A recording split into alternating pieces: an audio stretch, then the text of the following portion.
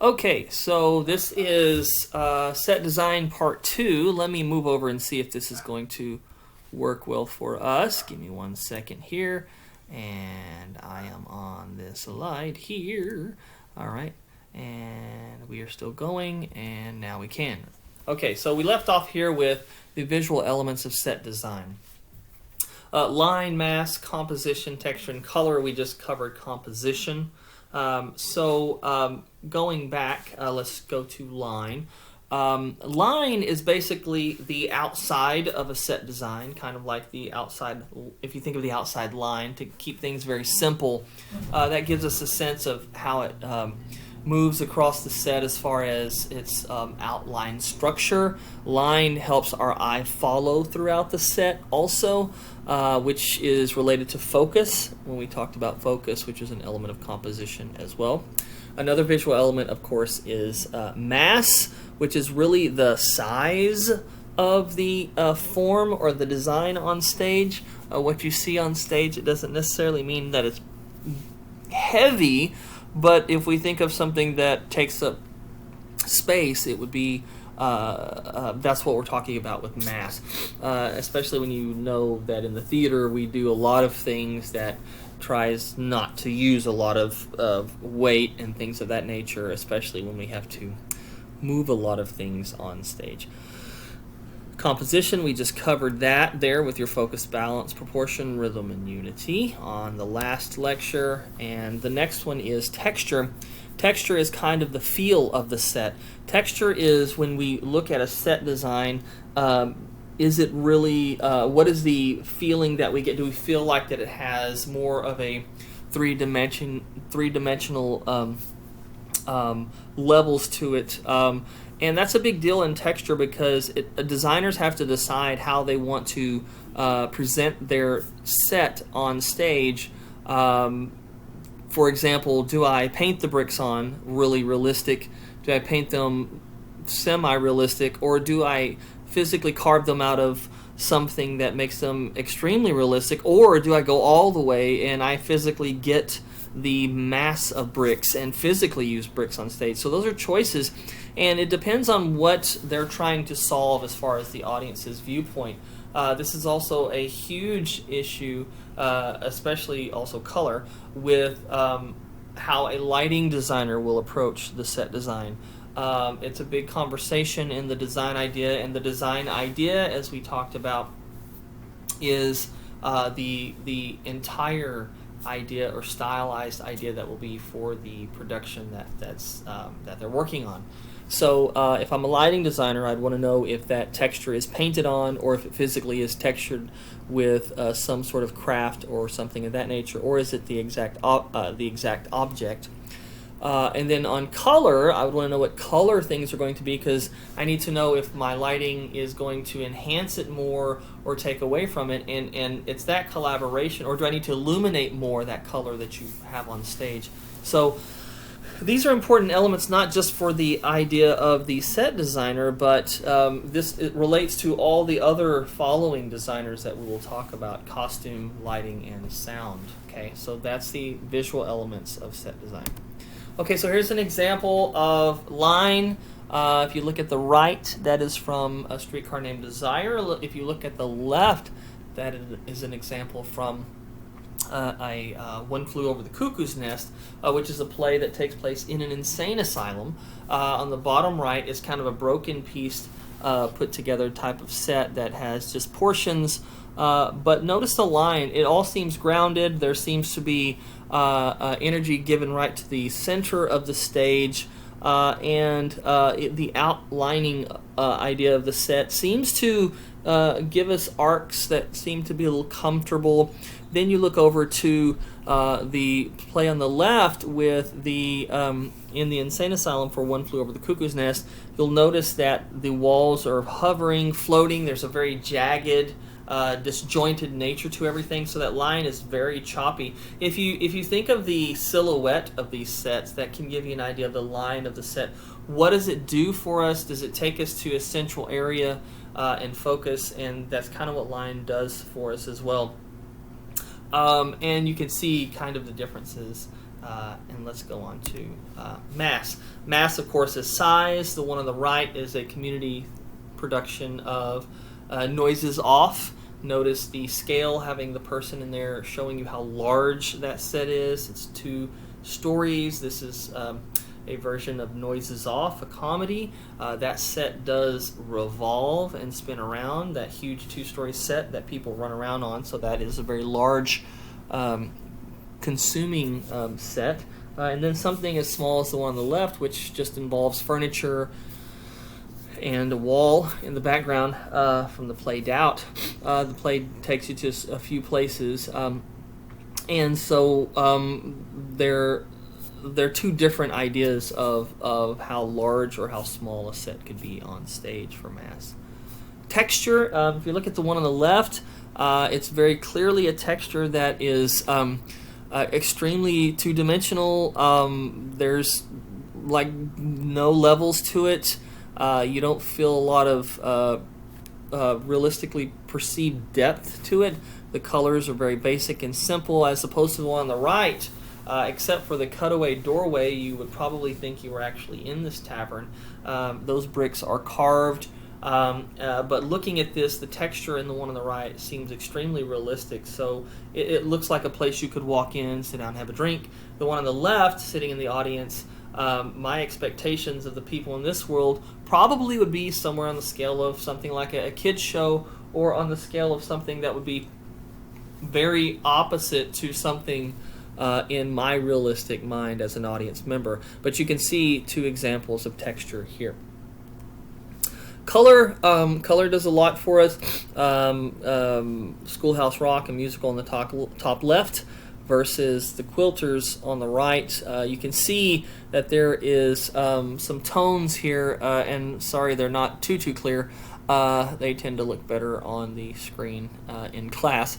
But notice that they say things to us. Bland colors say something very neutral to us, even though the time periods of 80 to 100 years ago and turn of the century was very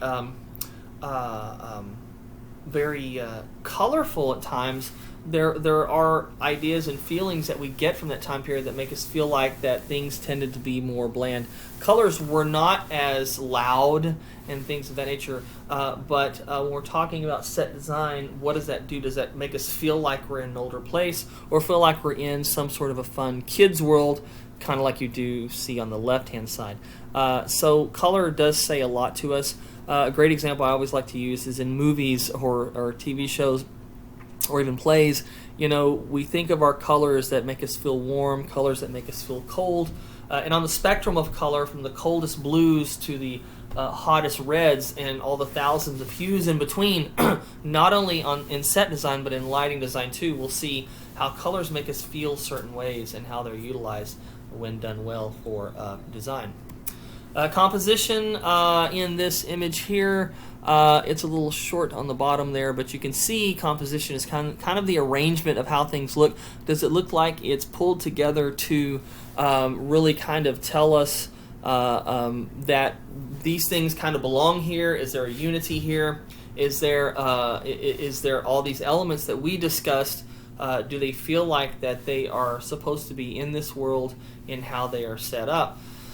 And that's kind of something to think about when you look at 9 to 5, this musical here. You can see that obviously this should have a wall, but for theatrical purposes we can see to the wall, so we can see, but we feel like if we're sitting in the audience, there could possibly be more desks that would normally come out to us, but the reason it doesn't is because we're there watching and viewing the show. And here on the bottom, sorry it's cut off, but it is a piece to where we feel like these are 2 places that are opposing yet equal, and we kind of get a balance of how they fit into this world. It also helps with focus. We can tell activity is probably going to happen here and on the lower area, which you can't see too well. Okay, so then there's designers' materials. It's important to have an idea of what those are. We're not going to drill you on these, and usually on a test I would say, hey, have an idea of some of these materials. But in our report process of how we're going to do things, it's important to know some of these. But these are what we use in the theater as designers. A flat is a wall. You can have it soft or hard. A muslin is a soft. A Hollywood is a hard. And these are walls that make up, physical units on stage. A platform is a floor unit that has elevations on it or can be elevated for standing. So typically platforms are done in a much more durable way with thicker types of wood that can hold people and weight and things of that nature. A drop is a material with a design on it, like you paint a scene from a castle or something and fly that in. That's what a drop would be. A drop cloth, some people call them. A cyclorama is just like a drop or a backdrop, but it's a solid one, so it can have lighting on it, so it can make us feel like we have a sky or something like that in the background. Scrim is a fabric that can be seen through, and it's usually really clear when lit from one side, but if you're on the same side of the lighting, it can look opaque like a wall. Wagon is a movable platform, usually has wheels on it. A turntable is a rotating or spinning platform. Track system, we don't see those a lot, probably in Broadway stages or big commercial stages when they're rebuilding the theater sometimes for a full set design, but sometimes there'll be slots, or the stage will be built so it can conform and slide and move pieces around. Properties are set pieces for the stage. Usually they're set pieces that we can move typically. Furniture, tables, chairs, things of that nature, rock, stuff like that. Special effects, media, fog, illusion, lighting as design. Lighting is used a lot in set design. And then, of course, metalwork, welding, anything that you know that occurs in any sort of construction happens in the theater, and it's important that a designer is familiar with some of these terms. Okay, here's a quick example of a ground plan. It's an aerial view. You see, if I'm floating above the stage, this is what a ground plan may look like. Audience on one side here. Here's a production from Scott Kirkham, an old colleague of mine, friend of mine, has designed with Plano Repertory Theater many, many years ago, about 15 years ago, a play called The Rocky Horror Show. This is his perspective drawing of that play. Perspective drawing, remember, frontal view, okay, for the play Rocky Horror. Another example. This is the model. A model is something that we physically make, as I was talking about with you on that. They physically make a small-scale version of the play so that the characters can be seen on the set, and the director and the other designers can see what's going to happen. And then here's actually pictures from the final production of the play. You can see this is inside the theater space, so you can see his plan of building this set started here, went to a model, and then into production. He also did the lighting design, so you can kind of see the floor work that he did and all these sorts of things. Okay. Here's an example of a production of Pygmalion by Richard Finkelstein in 1999. Here's a thumbnail of that. That means a scribbled down drawing, kind of an idea. Here's kind of a watercolor version of that same play to kind of give us some color, also how it's going to protrude out from the theater. And then here's a white model of that idea, so you can kind of see this is typically what a real white model would look like. Now we can print them out on 3D printers. It's pretty amazing. And then here's a production shot of the play. You can see it's kind of changed over the course of the play, but the planning process is what this all involves in creating the ideas of what's going to happen for the play. Now, I'm also going to attach a link for a professional set designer, and I want you to watch that video, and then I'm going to send you your work assignment for what I want you to do with this as I'm getting these lectures out to you. Continue to use the internet to search things out and find what you need to find so you can stay on top of this, because this will become a project for you, and I will follow with the guidelines for what we want on that. Okay, thank you guys very much. I appreciate your time, and let's get this cooking.